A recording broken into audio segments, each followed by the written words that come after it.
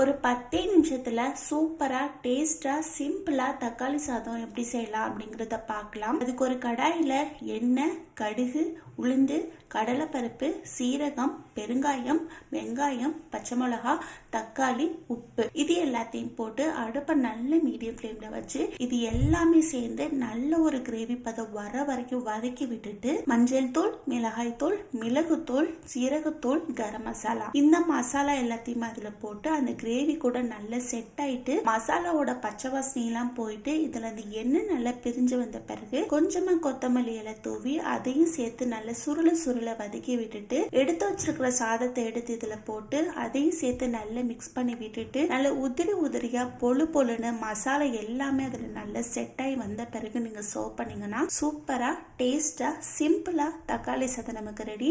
கண்டிப்பா ட்ரை பண்ணி பாருங்க. இந்த வீடியோட ஃபுல் லிங்க் கொடுக்குறேன், செக் பண்ணி பார்த்துக்கோங்க.